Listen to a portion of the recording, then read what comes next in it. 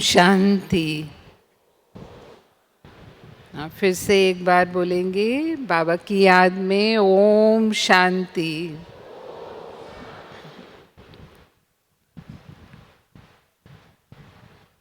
बाबा ने इस रविवार को ही जो वाणी चलाई, अव्यक्त मुरली थी,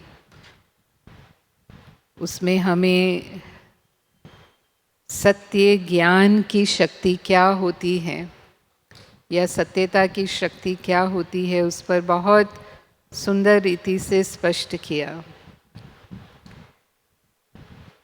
शिव बाबा को ही सत्यम शिवम सुंदरम कहते हैं ना, ईश्वर सत्य है, सत्य ही शिव है, शिव ही सुंदर है।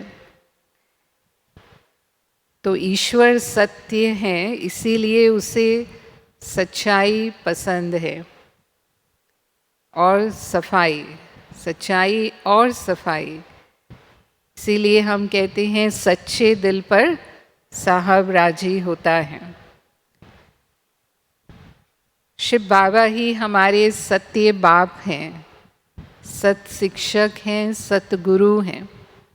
ऐसे तो बहुत बाप हैं, शिक्षक हैं, गुरु हैं, लेकिन सत्य बाप एक है, सत शिक्षक भी एक है और सतगुरु भी एक है।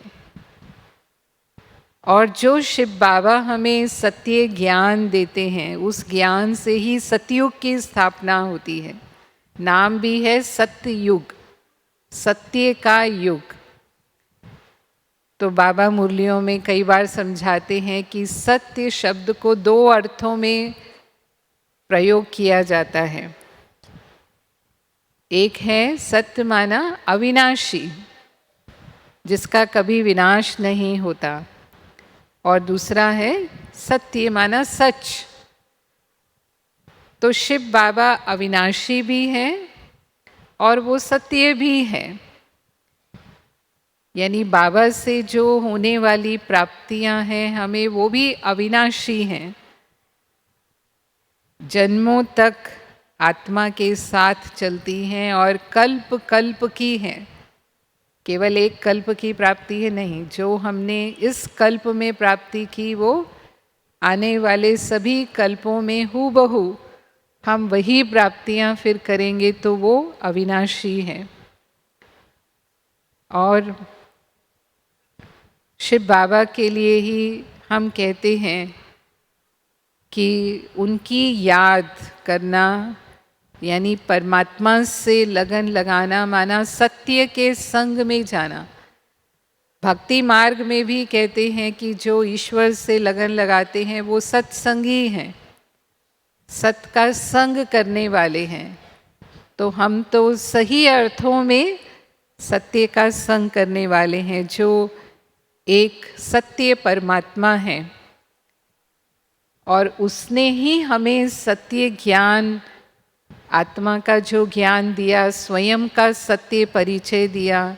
भले ही शास्त्रों में ज्ञान है, पुराणों में भी ज्ञान है, जो भी पुस्तकें हैं भक्ति मार्ग के, उपनिषद हैं, लेकिन उन सब के होते हुए भी जब शिव बाबा इस धरती पर अवतरित होते हैं, तभी आत्मा का सत्य ज्ञान हमें मिलता है, आत्मा के सत्य गुणों की पहचान हमें मिलती है।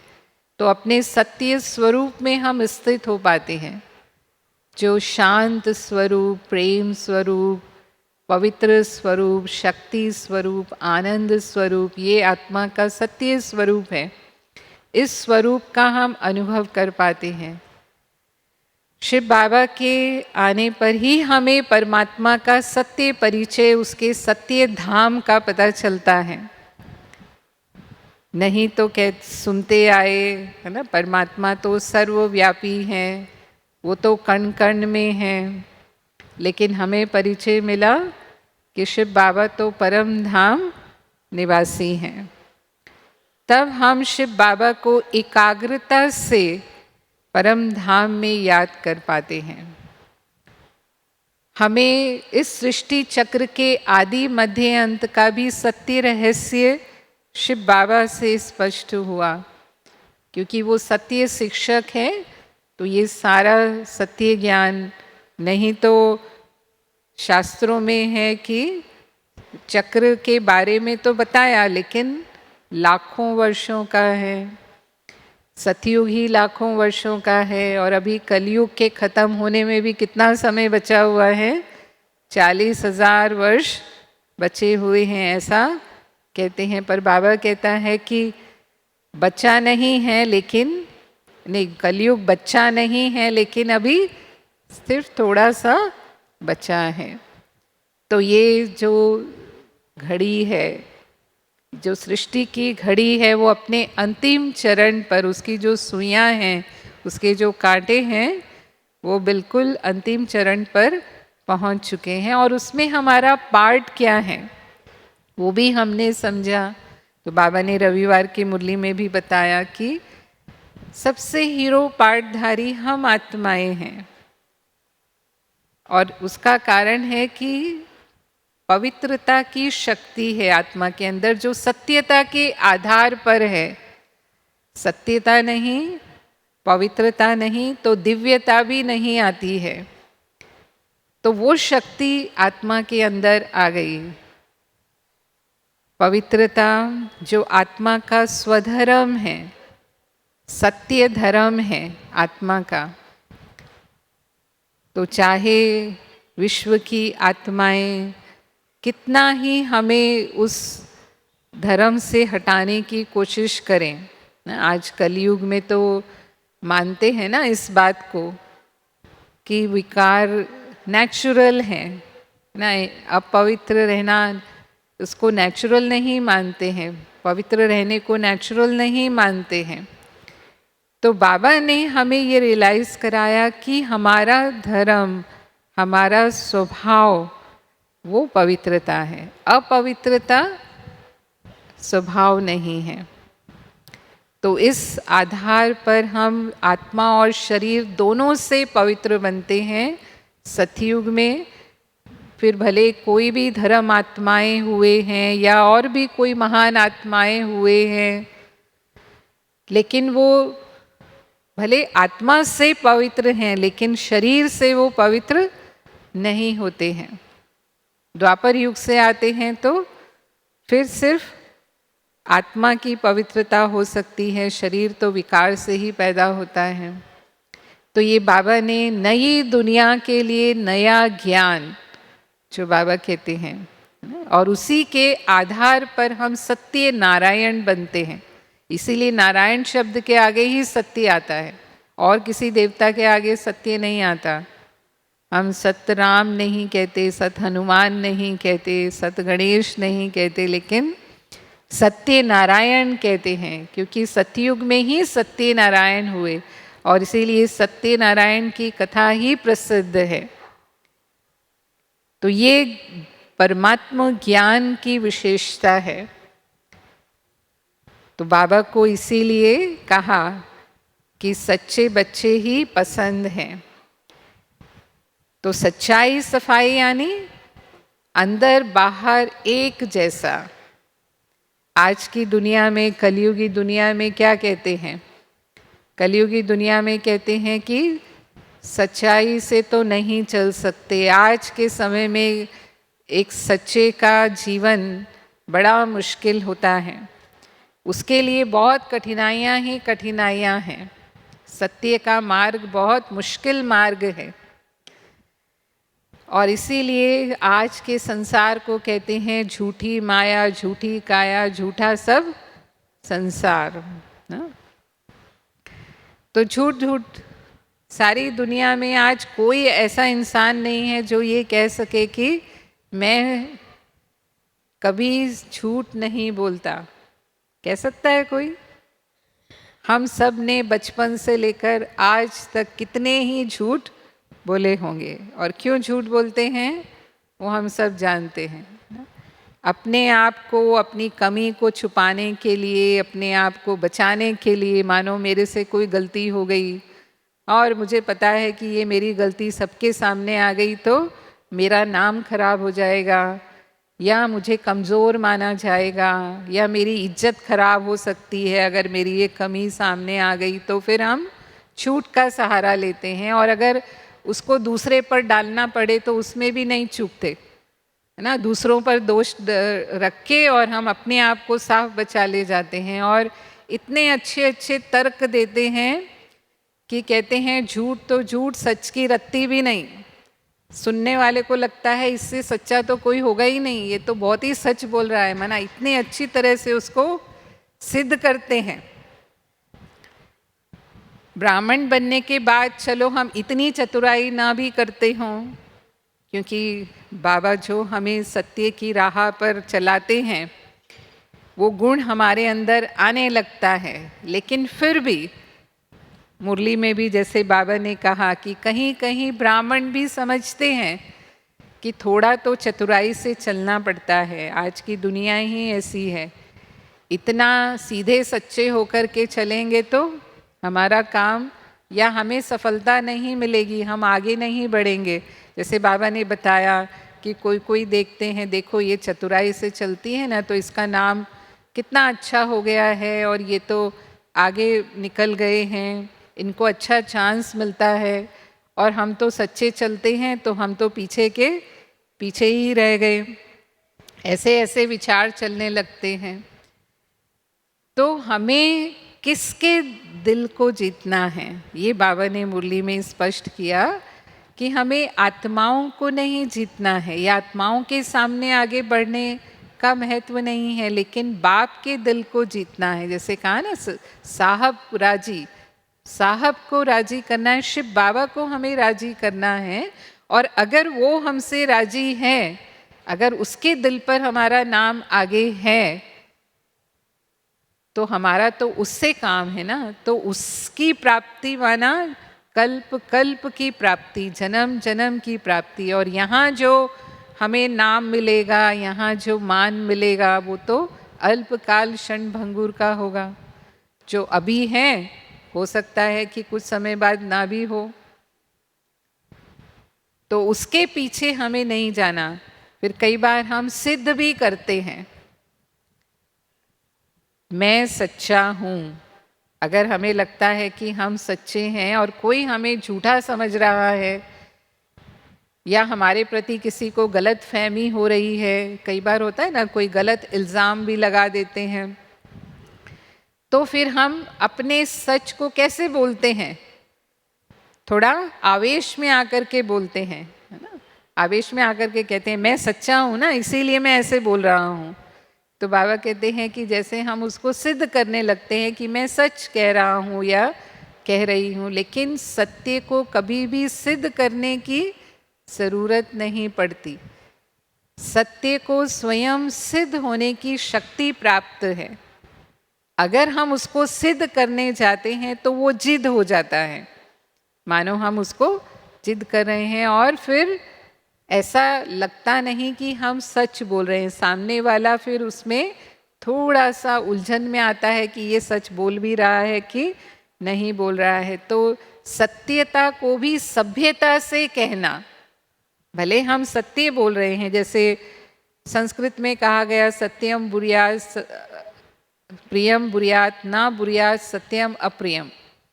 सत्य बोलो लेकिन प्रिय लगने वाला सत्य बोलो, अप्रिय लगने वाला सत्य सत्य नहीं लगता है।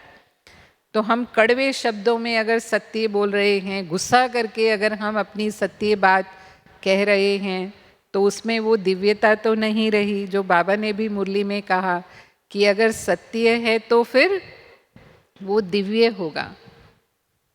दिव्य गुणों के आधार पर कर्म करना वो दिव्यता है। जैसे हम कहते हैं विकारों के आधार पर कर्म करना वो विकर्म हो जाता है, ऐसे ही दिव्य गुण, सत्यता एक महान गुण है। सत्यता की शक्ति सबसे बड़ी शक्ति है।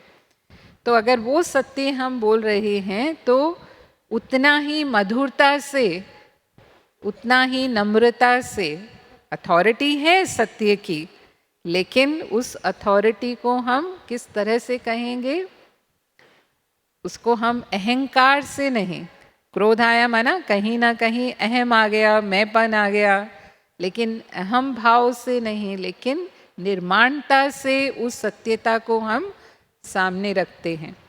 और नहीं तो समय आने पर वो अपने आप सिद्ध हो जाएगा, हमको सिद्ध करने की ज़रूरत ही नहीं है।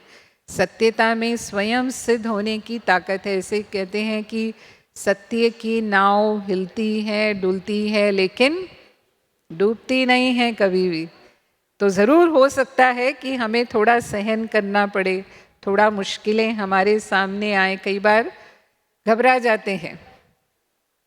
तो बाबा कई बार कहते हैं कि अगर सच्चे हैं तो निर्भय होंगे, कभी भी घबराएंगे नहीं, कभी भी मूंझेंगे नहीं। जो झूठ बोलता है, जिसको पता होता है कि मैं अंदर में कहीं कहीं गलत हूँ और जो मैं सामने दिखा रहा हूँ वो अलग है ना, अंदर बाहर का रूप अलग है, तो वो उसको अपने झूठ को छिपाने के लिए कई बार 100 झूठ बोलने पड़ते हैं। और अगर एक भी बात सामने आ गई तो उसको घबराहट हो सकती है ना, वो मूंझ सकता है। लेकिन जो सच्चा होगा वो कभी भी घबराएगा नहीं, कभी भी उलझेगा नहीं। और इसीलिए कहा सच तो बिठो नच, जो सच्चा है वो सदा ही खुशी में नाचता रहेगा। ये सिंधी कहावत है, सच तो बिठो नच। तो हर्षित चित होगा वो, निर्भयता है, निश्चिंत है, माना मन से हर्षित है। भले बाहर से जो है वो एक होता है कि एक खुशी का जो रूप होता है कि हम हंसते हैं, बाहर से दिखाई देने वाली खुशी की बात नहीं है, लेकिन मन सदा प्रसन्न होगा। कई बार ऐसा होता है दुनिया में भी कि जो खुशी होती है बाहर से दिखाते हैं अपना, जैसे कोई हमसे मिलने आया तो हम उससे मुस्कुरा कर के ही मिलेंगे, हाँ, लेकिन भले ही मन खुश है या नहीं है। कई कई प्रोफेशन भी ऐसे होते हैं कि भले आपका मूड अच्छा नहीं है, लेकिन फिर भी आप कैसे दिखाएंगे। मानो एक किसी कंपनी में कोई रिसेप्शनिस्ट है ना, घर में हो सकता है कोई ऐसी बात हो गई उससे उसका मन उदास है, लेकिन क्योंकि वो रिसेप्शनिस्ट है और उसका जॉब ही क्या है, जो भी आएगा उसका मुस्कुरा कर के स्वागत करना है, तो भले मन कैसा भी है लेकिन वो सबका मुस्कुरा के ही स्वागत करेगी। ऐसे एयर होस्टेस है जो एरोप्लेन में सेवा देते हैं, उसका भी यही काम है। तो मन कैसा भी है लेकिन हर एक ग्राहक जो है, जो यात्री है सफ़र करने वाला, उसके लिए वो मुस्कुरा कर ही उसको बात करनी है। तो वो मुस्कुराना नहीं, उसको हम कहेंगे कृत्रिम, दिल से नहीं है वो, लेकिन दिल की प्रसन्नता, दिल की खुशी, जो हम देवताओं को प्रसन्न चित्त कहते हैं, उनके चेहरे पर वो खुशी की झलक होती है या फलक होती है, तो उनके दर्शन मात्र से ही हमारा भी मन प्रसन्न हो जाता है, हाँ, क्योंकि उनका चेहरा प्रसन्न चित्त है। तो इस तरह की चित्त हमारा प्रसन्न होता है, वो सच्चाई की प्रसन्नता है। तो वो है सत्य ज्ञान की, जो बाबा ने हमें बनाया, उससे जो हमें प्राप्ति हो रही है, जो सर्व बाबा के खजाने हमें मिले, क्योंकि जो प्राप्ति स्वरूप होता है वही प्रसन्न चित्त होता है और वो संतुष्ट भी होता है। जिसको सर्व प्राप्तियां हैं वही संतुष्ट होता है और वही फिर प्रसन्न भी रहता है। तो उसके आधार पर ही हमारी संतुष्टता और प्रसन्नता है। अगर हम सत्य की परिभाषा देखते हैं दुनिया में, दुनिया के हिसाब से, तो दुनिया सत्य को अपने हिसाब से घुमाती रहती है। विज्ञान कहता है कि जिसका प्रमाण मिल जाए वही सत्य है। अगर प्रमाण नहीं दे सकते तो हम उसको सत्य नहीं मानेंगे, यानी जिसको प्रयोगशाला में सिद्ध करके दिखा दोगे वही सत्य है। अब सब चीज़ें प्रयोगशाला में सिद्ध नहीं की जा सकती। क्या आत्मा को सिद्ध कर लिया उन्होंने प्रयोगशाला में? इसीलिए बाबा कहते हैं बड़े बड़े वैज्ञानिक हैं आज चांद तक पहुंच गए हैं, है ना, कहाँ कहाँ तक क्या क्या उन्होंने नहीं इस दुनिया में रिसर्च किया है, लेकिन किसको नहीं जान सके? अपने आप को नहीं जान सके, अपने सत्य परिचय को नहीं जान सके, परमात्मा को नहीं जान सके, क्योंकि उसे हम प्रयोगशाला में सिद्ध नहीं कर सकते। इसके ऊपर एक जोक जैसा आता है कि एक बार एक नास्तिक प्रोफेसर थे, वो पढ़ा रहे थे, तो भगवान की कोई बात आई तो उन्होंने स्टूडेंट्स को बताने की कोशिश की कि भगवान नहीं है, क्योंकि वो खुद नास्तिक थे। तो उन्होंने स्टूडेंट्स को पूछा कि देखो क्लास में ये ब्लैक बोर्ड दिखाई देता है, तो स्टूडेंट्स ने कहा सर दिखाई देता है, तो बोला ये है। अच्छा आपको मेज़ दिखाई देती है? तो कहाँ दिखाई देती है? तो ये मेज़ है। फिर कहा कि वो कंप्यूटर यूज़ करते थे, तो ये कंप्यूटर दिखाई देता है? तो हाँ दिखाई देता है। तो ये अच्छा भगवान दिखाई देता है? स्टूडेंट्स ने कहा नहीं दिखाई देता सर, तो भगवान नहीं है। तो एक जो विद्यार्थी था वो होशियार था, तो वो भी खड़ा हो गया, उसने कहा सर मुझे भी एक सवाल पूछना है। तो सर ने कहा पूछो। तो उसने क्लास को पूछा क्या हमारे सर का दिमाग दिखाई देता है? तो क्या कहेंगे? दिमाग नहीं है। तो इसका मतलब जो चीज़ दिखाई नहीं देती है क्या वो नहीं है? ऐसा हम नहीं कह सकते, है ना। हमें पता है कोरोना वायरस आया, क्या वो दिखाई देता था? क्या कोरोना वायरस किसी को दिखाई दिया? लेकिन कैसी बीमारी पैदा करता था, कितना पावरफुल वायरस था वो। तो सब चीज़ें हमारी आँखों की क्षमता में नहीं हैं। तो इसीलिए हम ये नहीं कह सकते कि जो हमें दिखाई नहीं दे रहा वो सत्य है ही नहीं। तो इसीलिए विज्ञान कई बातों तक नहीं पहुंच पाता। और फिर दूसरा सत्य मानते हैं दुनिया में, राजनीति में, जिसको बहुमत मिल गया वही सत्य है। अगर कोई अपराधी है और वो खड़ा हो गया और उसको बहुमत मिल गया तो वो पद पर आ जाएगा, है ना, वो पोजीशन ले लेगा। तो इसका मतलब क्या हुआ कि असत्य को सत्य बना दिया उन्होंने। ऐसे ही कानून क्या कहता है? गवाह ही सत्य है। अब गवाह ने जो गवाही दे दी, चाहे वो दोषी को निर्दोष साबित कर दे, चाहे निर्दोष को दोषी साबित कर दे, गवाह के ऊपर है। भले ही वो शपथ लेते हैं कि गीता पर हाथ रखकर बोलो कि मैं जो कहूँगा भगवान को हाजिर नाजिर जानकर सत्य कहूँगा, लेकिन कितना सत्य गवाही देते हैं। और जो वकील वकालत करने वाले होते हैं वो भी कितना सच बोलते हैं। तो सच को झूठ, झूठ को सच, और उसके कारण निर्दोष को भी सजा हो जाती है। तो कानून ऐसे सत्य को परिभाषित करता है। और अगर हम कहें समाज में, तो समाज किसको सत्य मानता है? जिसके पास कोई पावर है, उसको हम शब्दों में कहते हैं जिसकी लाठी उसकी भैंस। इसका मतलब क्या हुआ? किसके पास धन की शक्ति है, अगर कोई समाज में पद प्रतिष्ठा रखता है तो वो जो कहेगा उसकी बात को सत्य माना जाएगा। या वो जो शारीरिक रूप से बलशाली है वो जो कहेगा उसकी बात को लोग महत्व देंगे। तो ये समाज का सत्य है, आज के समाज का ये सत्य है। और आध्यात्म किसको सत्य मानता है? आध्यात्म कहता है जगत मिथ्यम ब्रह्म सत्यम। ये जगत मिथ्या है और ब्रह्म सत्य है। तो जगत को मिथ्या क्यों कहा? क्योंकि इस जगत में परिवर्तन हो रहे हैं, हर पल इस जगत में बदलाव आ रहा है, इसीलिए इस जगत को सत्य नहीं माना गया। इसका मतलब ये नहीं कि जगत झूठ है, लेकिन परिवर्तन होते रहते हैं। लेकिन ब्रह्म सत्य है क्योंकि वो, जैसे बाबा कहते हैं, अविनाशी है। परमात्मा और परमात्मा का धाम वो सदा ही है। इसके ऊपर एक बहुत अच्छी कहानी आती है राजा जनक की, कि एक बार राजा जनक ने एक स्वप्न देखा और स्वप्न में उन्होंने देखा कि पड़ोसी राजा ने आक्रमण कर दिया है उनके ऊपर और उनको जीत लिया है, बंदी बना लिया गया है और उसको राजा के दरबार में पेश किया गया।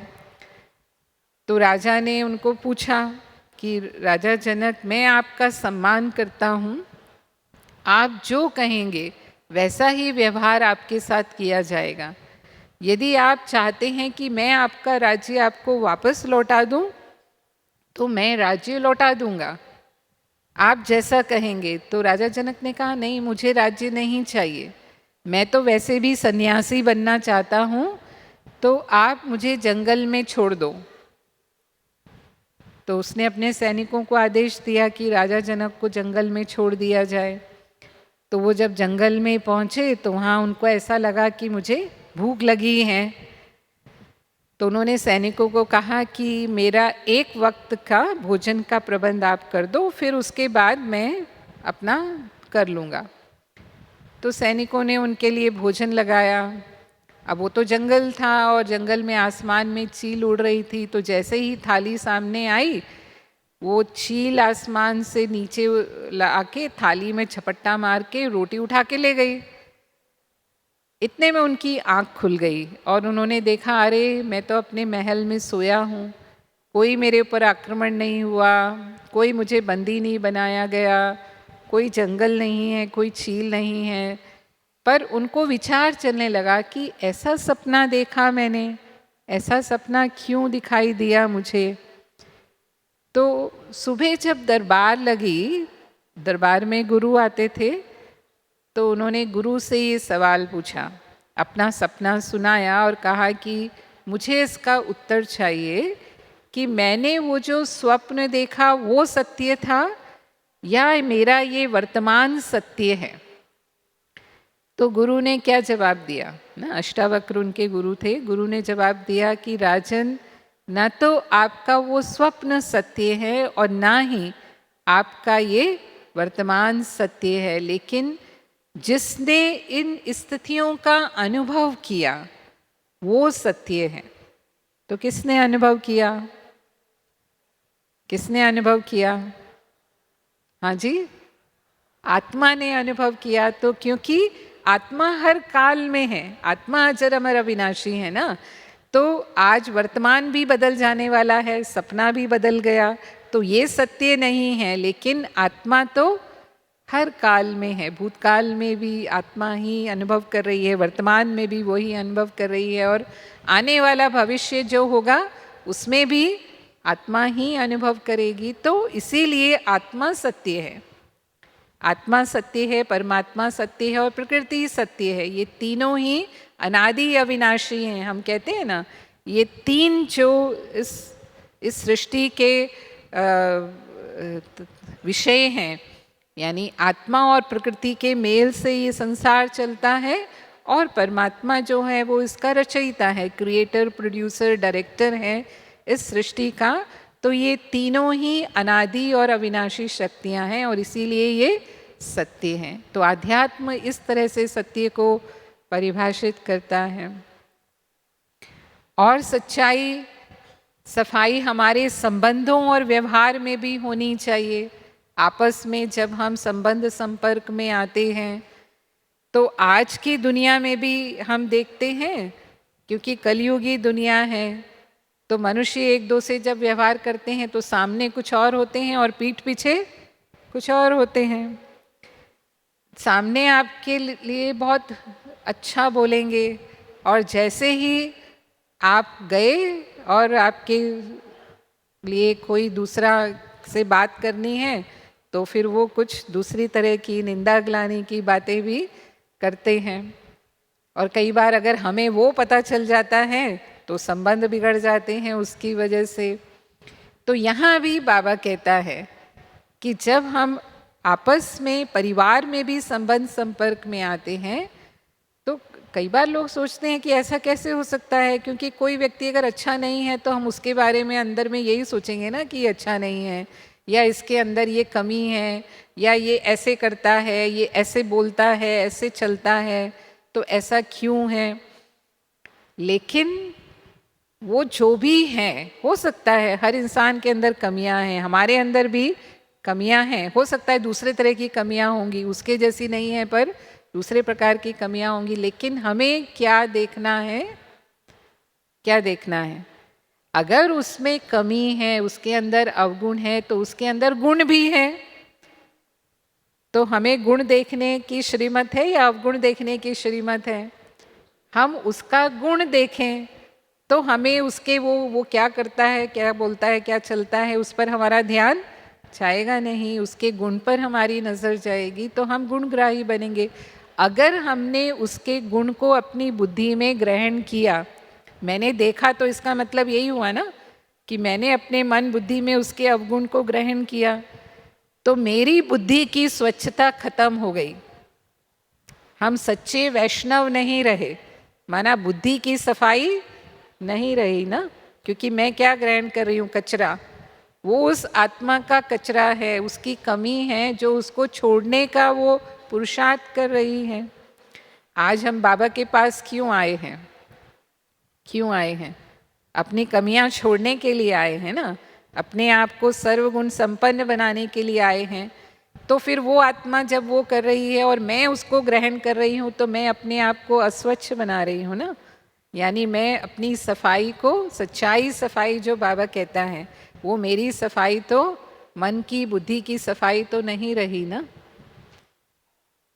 तो व्यवहार में भी हमें सच्चा रहना है, और अगर हमसे श्रीमत के विरुद्ध कोई कर्म हुआ तो हमें बाबा को सच सच सुना देना है। हम सब पुरुषार्थी हैं और हो जाता है कई बार हमसे, तो बाबा कहता है कि सच सुनाएंगे तो आधा माफ हो जाएगा, और अगर सच नहीं सुनाया तो फिर बाबा से तो कुछ भी छुपा नहीं रह सकता, तो उसका फिर 1 का 100 गुना दंड भी है। और यदि हमने आधा माफ किया, आधे को हम योग बल से विनाश कर लेते हैं, बाबा की शक्ति भी हमें मिल जाती है कि आगे के लिए हमसे फिर से वैसा कर्म ना हो। तो इसीलिए बाबा को सच सच सुनाने का महत्व है। कई बार हम परिवारों में देखते हैं ना, छोटी छोटी बातों में आपस में जैसे झूठ बोलते हैं। बच्चे हैं वो कोई ऐसा काम कर लेते हैं और सामने आते हैं माँ बाप के, और अगर माँ को थोड़ा शक होता है या माँ पिता को कोई शक होता है और वो उनसे पूछते हैं, तो फिर डर के कारण कि कहीं ऐसा ना हो कि हमें इनकी डांट पड़े या मार पड़े, तो झूठ बोल देते हैं। तो यहाँ पर अगर कोई झूठ बोलता है हमारे भय से, तो उसका भी आधा, कर्म की गति है ना, तो उसका भी आधा हमारे खाते में आ जाता है। एक बच्चा है, उसने आपके घर की कोई महंगी चीज़ को नुकसान पहुंचा दिया, तोड़ दिया मानो, हाँ बहुत महंगी है, लेकिन उसने हाथ लगाया, जैसे जिज्ञासा होती है ना बच्चों को, तो हाथ लगाते हैं इधर उधर, तो उससे टूट गई। तो जैसे ही पता चला ये टूट गई और पूछा गया उससे, तो तुरंत झूठ बोल देगा, नहीं नहीं नहीं, मैंने नहीं तोड़ी है, मुझे नहीं पता किसने तोड़ी।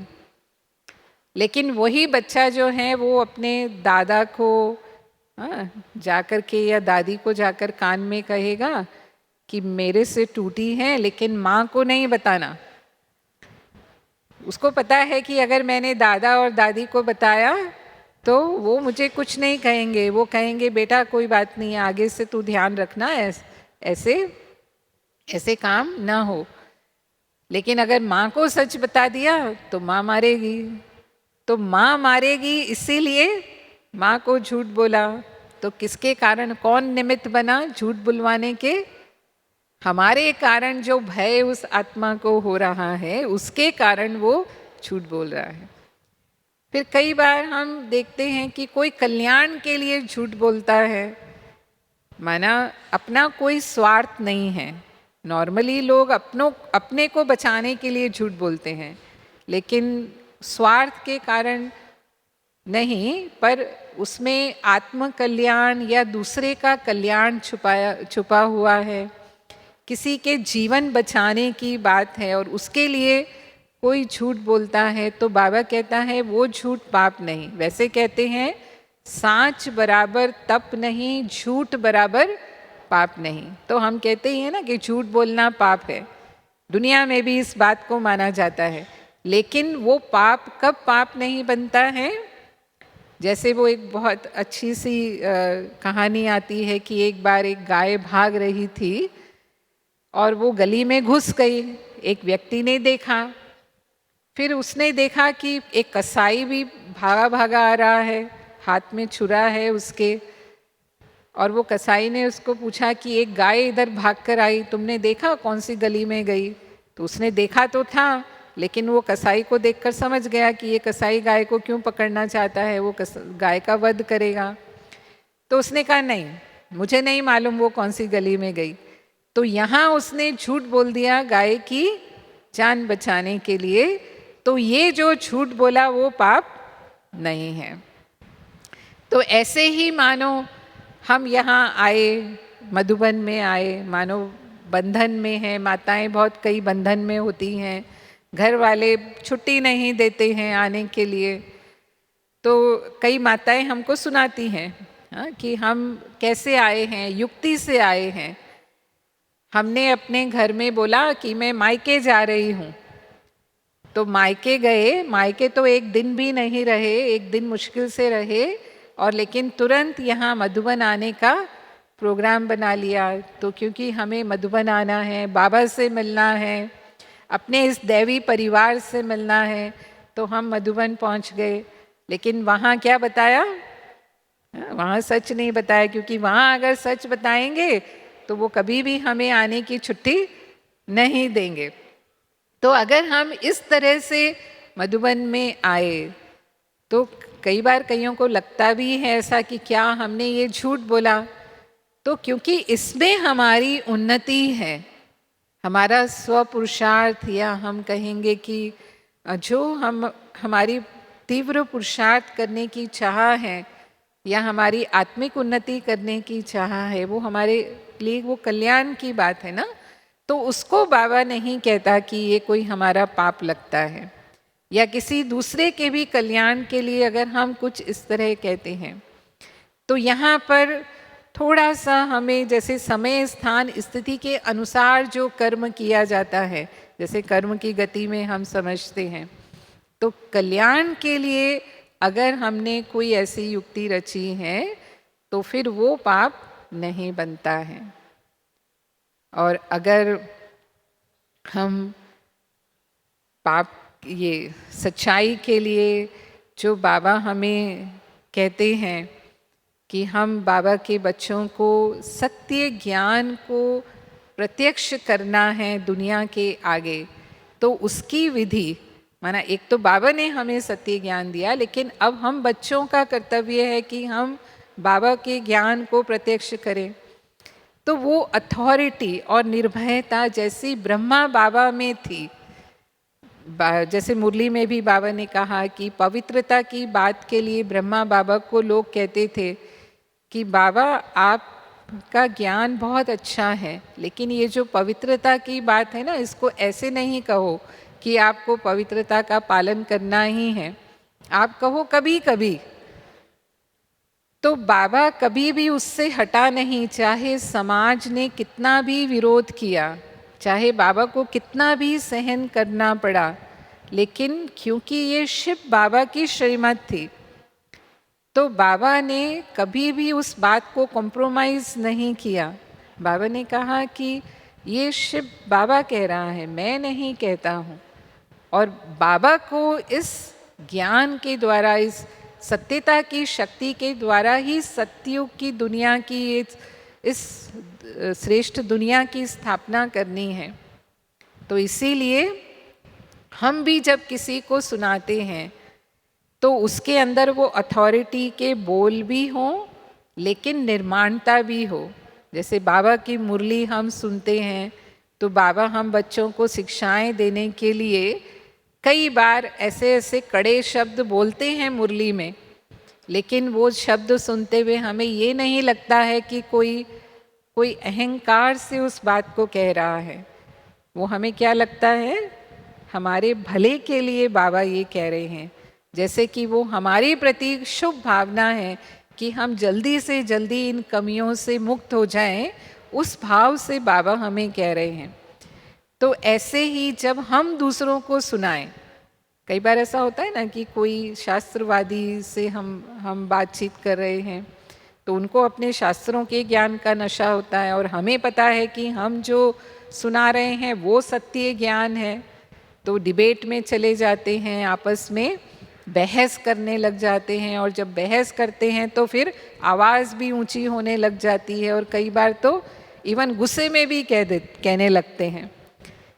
तो ये बाबा कहता है ज्ञान सुनाने का सही तरीका नहीं है। जितनी अथॉरिटी उतनी ही निर्माणता हो और उतना ही निमित्त भाव हो, क्योंकि ज्ञान किसका है? ज्ञान कोई मेरा नहीं है, स्वयं परमात्मा का दिया हुआ ज्ञान है जो हम आत्माओं को सुना रहे हैं। तो जैसे बाबा ने सदा सत्यता की शक्ति से अब परमात्मा के दिल को जीता, पूरे परिवार को, जो भी हमारा ईश्वरीय परिवार था, बाबा सदा ही पूरे ब्राह्मण परिवार के प्रिय रहे। सब उनको मेरा कहते थे, कोई भी था, हर एक को लगता था बाबा मेरा है। आज भी बाबा भले अव्यक्त हैं, लेकिन हर एक बाबा के बच्चे के मन से क्या निकलता है? हाँ, मेरा बाबा निकलता है ना। कोई कहता है क्या तेरा बाबा है और मेरा नहीं है? हम सबको महसूस होता है। तो वो अथॉरिटी बाबा के अंदर, वो अथॉरिटी थी जो सत्यता की शक्ति है, उसके आधार पर उन्होंने सबका दिल जीता। सच्चाई सफाई वो ऐसा गुण है जिससे हम दिल जीत लेते हैं, दिल पर राज करते हैं। तो परमात्मा के भी दिल तख्त नशीन बनते हैं, और सर्व अपने ब्राह्मण परिवार के भी हम प्रिय बन जाते हैं। तो दिव्यता को प्राप्त करने का सबसे श्रेष्ठ गुण ही है सत्यता, और सत्यता के आधार पर ही हमारी ये पवित्रता की शक्ति है। ओम शांति।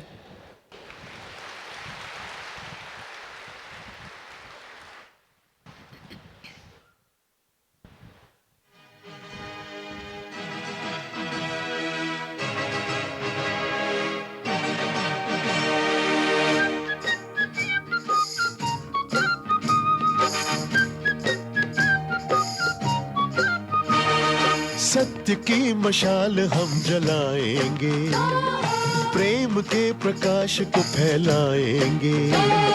भेदभाव हो नहीं यहाँ कोई, ऐसा एक परिवर्तन लाएंगे। ऐसा एक परिवर्तन लाएंगे।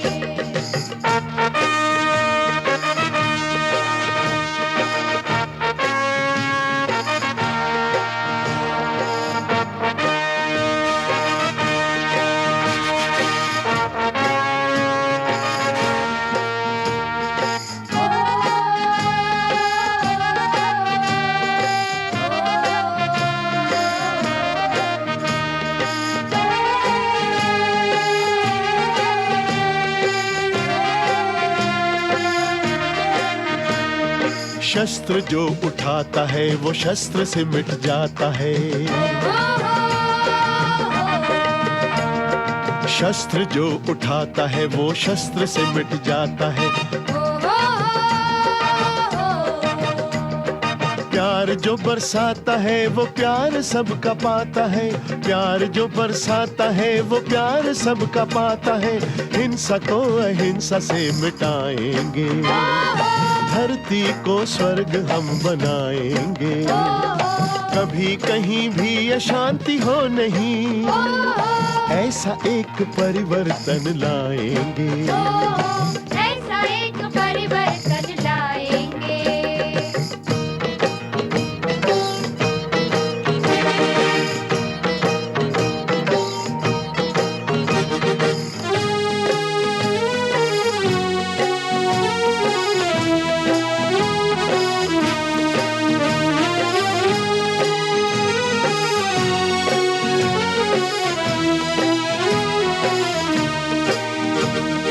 कहने को तो धर्म राष्ट्र भाषाएं अनेक हैं, अनेक है। दुनिया के इंसान सभी भाई हैं, एक है। एक है। कहने को तो धर्म राष्ट्र भाषाएं अनेक हैं, दुनिया के इंसान सभी भाई हैं, एक है। विश्व को संदेश ये सुनाएंगे, दादी जी के साथ बढ़ते जाएंगे। सभी जिए निर्भय हो जगत में, ऐसा एक परिवर्तन लाएंगे। सत्य की मशाल हम जलाएंगे, प्रेम के प्रकाश को फैलाएंगे। भेदभाव हो नहीं यहाँ कोई, ऐसा एक परिवर्तन लाएंगे।